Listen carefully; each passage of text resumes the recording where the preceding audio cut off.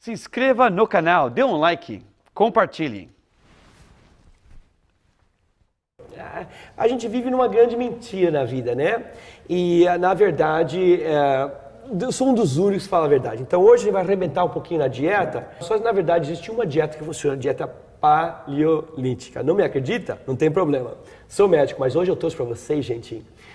Eu acho o cara que mais ganhou títulos de bodybuilding do mundo. São 60 títulos, gente. Mas não é só isso. Ele também é formado, gente, em nutrição. Senhoras e senhores, Rubens Gomes. Muito obrigado por ter vindo, Rubens. E vamos começar com os mitos? Existe um mito que você não pode comer à meia-noite. Porém, quando eu olho, certeza, antes das suas competições, você vê que eles levantam às 2 da manhã, tomam a proteína shake deles e voltam para a cama. Rubens, explica pra gente um pouquinho. Eu falo para meus pacientes, comer alguma coisa com alguma coisa com proteína animal, cada 4 horas, incluindo as 4 da manhã e a meia-noite. Irmão, explica pra gente um pouquinho desses mitos da dieta. Quais são os mitos hoje em dia? Bom, primeiramente, obrigado pelo convite, Dr. Ray. Claro que é sempre bom poder colaborar, né, com um pouco de conhecimento. E, de fato, a gente vive uma era de terrorismo alimentar, né? As pessoas têm realmente um medo absoluto, absurdo sobre tudo. Transformaram a comida num vilão moderno, né? Onde nada mais pode ser consumido. Você vai ter câncer comendo absolutamente tudo, né? Então, e não é bem assim. Obviamente que a gente vive um fenômeno da indústria alimentícia que cresce absurdamente. Então, ela coloca pra gente o que é fácil, o que é benéfico para ela. De fato, essa coisa de comer tarde da noite não tem o menor problema. O que a gente precisa, na verdade, é bater os macronutrientes que nos são necessários. Não só com a proteína, obviamente, que ela é o fator predominante para montar, obviamente, pontes de colágeno. Que tipo de proteína? Olha, eu prefiro as proteínas animais, obviamente. Eu sou oriundo do bodybuilding. Eu tenho muitas pacientes vegetarianas, veganas, mas eu tenho uma predileção...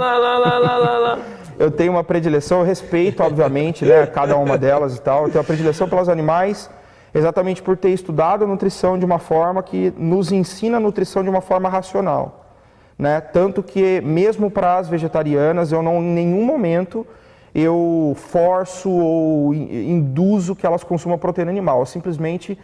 conscientizo elas da necessidade... Eu sou um pouquinho mais bravo. Percebi. Eu conscientizo da necessidade, da função de cada proteína no organismo. Eu entendo cada alimento, na verdade, como uma função química dentro do nosso corpo. E é assim que eu tento favorecer o meu paciente, o meu cliente, entendeu? Então vamos lá, já direto para a ciência, não vou nem brincar. Irmão, explica para nossas amigas lá em casa, né, que a maioria são... Nossas clientes, a maioria mulheres, mas temos nossos irmãos também. Explica para elas, uma vez para sempre, quais são, o que são os aminoácidos essenciais. Sim. O que significa essencial? A gente tem um total de 21 aminoácidos que compõem as proteínas. Metade deles, mais da metade deles, são considerados essenciais porque o nosso corpo não consegue produzir. Não consegue produzir. E a gente tem uma dificuldade muito grande de tirar ele de alimentos que não são de origem animal. Obviamente que com as bases novas de estudo, a gente tem um mix que nós podemos montar a partir de outros aminoácidos que favorecem ele, mas tem, por exemplo, principalmente pontes de leucina, isoleucina e valina, que são os componentes do BCAA. São os mais difíceis... Leucine. Vamos voltar a leucine, gente. Sim, são os mais difíceis de serem adquiridos em proteínas vegetais. Então, por isso que nós... normalmente consumimos, no bodybuilding principalmente, proteínas de origem animal, com predileção pelo BCAA, que são os aminoácidos mais anabólicos, que constroem mais massa magra e que favorece, obviamente, uma melhor recuperação muscular. Estranho, eu sou formado como médico, mas eu me sinto como tradutor nesse programa. Vou traduzir o que ele falou, gente. Então, as plantas são muito lindas, mas é por isso que a palmeira tem essa aparência e nós temos essa aparência. Então, é como você construir uma casa e tirar cada segundo tijolo da casa. A casa cai. E, claro, alguns dizem que tem todos os aminoácidos de algumas plantas, como soja. Primeiro, soja é um total veneno pelo estrogênio. E segundo, gente, não é só ter todos os aminoácidos essenciais, mas a concentração dele. Por exemplo, você pode ter uma pilha de tijolo, uma pilha de cimento, uma pilha de areia e 2 gotas de água. Você não vai construir casa nenhuma. Então, não só é ter todos os aminoácidos, mas na concentração certa. Lysine é o mais difícil de encontrar. Então, por favor, se você... Eu entendo os bichinhos, eu entendo, mas pelo menos tome a proteína whey, ou coma ovos, ou peixe, porque é muito difícil conseguir os aminoácidos, especialmente lysine, das plantas. Irmão, vamos falar bem rapidinho, por que o halterofilista, né, o bodybuilding, porque a minha paciente, você cura muitas minhas pacientes, a gente trabalha, é um time. Por que a gente tem que comer cada 4 horas? Você ouviu essa pergunta pesada, gente? Sabia? Quanto mais tempo entre as refeições, mais você engorda. 8 horas vai engordar. Comer cada 2 horas vai perder peso.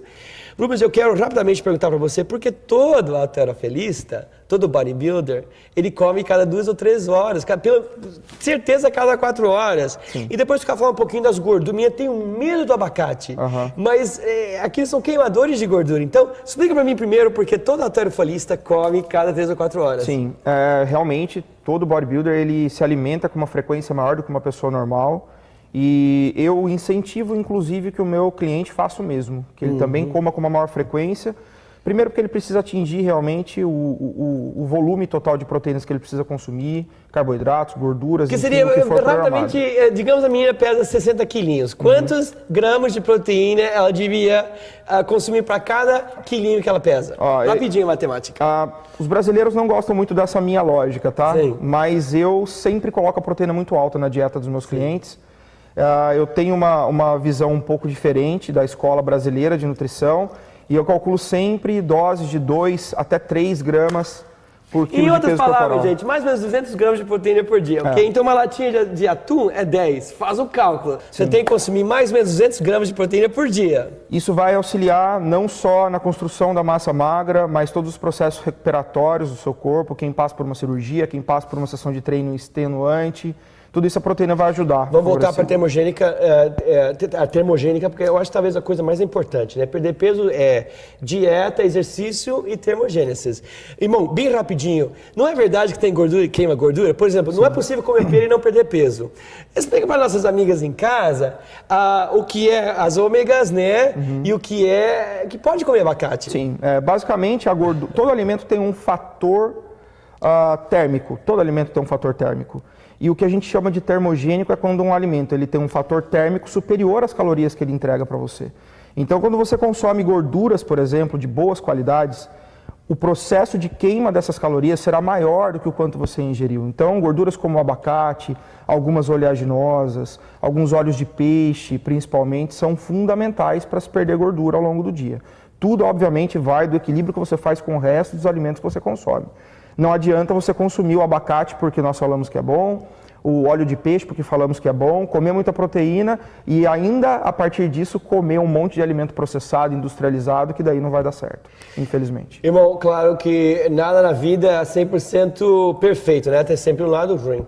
Qual é o lado ruim? E é por isso que a gente come frutas e verduras, né? Qual é o lado ruim do consumo da proteína? A gente vê que todo bodybuilder, ele toma muito suco de laranja. Qual é o perigo da proteína?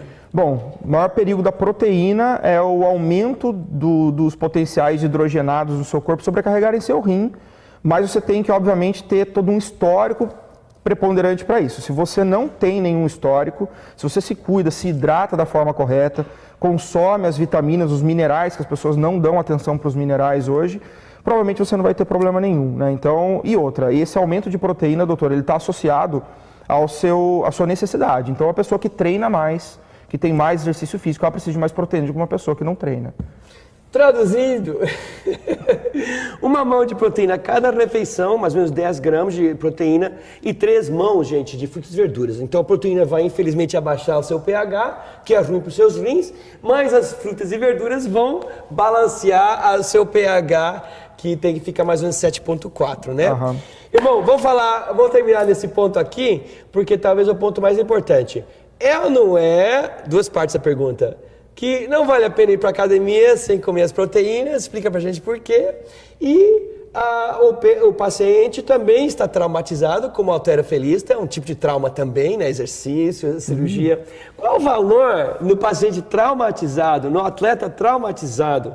Porque é tão urgente a dieta E vamos tocar um pouquinho nos suplementos também, porque hoje em dia, né, a gente come só 5 plantas e 3 animais, dos mais venenosos. E na era paleolítica, antes da agricultura moderna, a gente comia 200 plantas e 100 animais. Por que é importante suplementar hoje em dia? Bom, basicamente é difícil quando você tem uma dieta restritiva você atingir todos os minerais em quantidades suficientes. Então, tem sim a suplementação um papel fundamental hoje na boa qualidade de vida do ser humano, na recuperação, no bom envelhecimento principalmente. E para quem treina, obviamente, ele ajuda você a ter um score de aminoácidos melhores, a ter uma recuperação melhor através de alguns compostos que apesar de secundários, são muito favorecidos para quem pratica exercício, como glutamina, creatinas, que são, obviamente, todos oriundos das proteínas animais, mas que encontramos com mais facilidade via suplemento. Caso contrário, a gente teria que consumir valores calóricos extraordinários que não seriam possíveis da gente consumir, né, doutor? Então, é importante que as pessoas deem uma atenção realmente especial para a alimentação e, pegando o gancho do que o senhor disse, de fato, ir para a academia e não consumir os nutrientes que você precisa, realmente lentifica todo o processo de ganho, de evolução, e é importantíssimo que você alinhe, obviamente, a questões do treinamento com a questão nutricional, que é o que vai fazer o indivíduo chegar realmente cada vez mais longe com a sua performance e com a sua estética. Então, construir um músculo, gente, sem nutrição é impossível. Ele é bom demais, mas eu vou dizer, é impossível. E sarar a pele, né, a cirurgia, também é impossível sem a proteína, gente. Agora o ponto que todo mundo queria ouvir. Você, irmão, 60 títulos, você já foi desleal à sua dieta? E o que você faz quando você é desleal? A gente termina nesse ponto, você não ia cortar o pulso em casa. Quando você é desleal, que todo mundo é desleal, você é desleal e o que você faz quando você é desleal? Os meus 60 títulos foram como treinador, né? Então eu não precisei ficar em dieta restrita como os meus atletas, na verdade. Sim. Mas, de fato, os meus atletas seguem uma dieta rigorosíssima por muito tempo, de forma muito profissional, muito monitorada. Eu, como não fui atleta, eu sim, também falhava às vezes, mas o mais importante é a consistência, doutor. Então, a partir do momento que você errou no momento, você tem a possibilidade de no outro dia voltar para o seu padrão dietético, seu padrão alimentar normal e seguir com a sua rotina boa. O problema é quando você faz do erro uma constante e aí aquilo se torna o seu novo estilo de vida. É aí que os problemas começam a surgir. Gente, eu tive 6 vencedores da medalha de ouro nas Olimpíadas com pacientes e o melhor do melhor é 85% leal à sua dieta. Até é bom que de vez em quando você come aquele chocolate que tem PEA, fenoethylamine, que é muito bom para o seu corpo, mas se você é desleal, o Dr. Fuhrman escreveu um livro muito importante falando sobre jejum. Jejum de 2 refeições completo, nem água, ele devolve você onde estava. Então, jejum, como Jesus fez, é muito bom para devolver você onde você estava antes, ok? Jejum.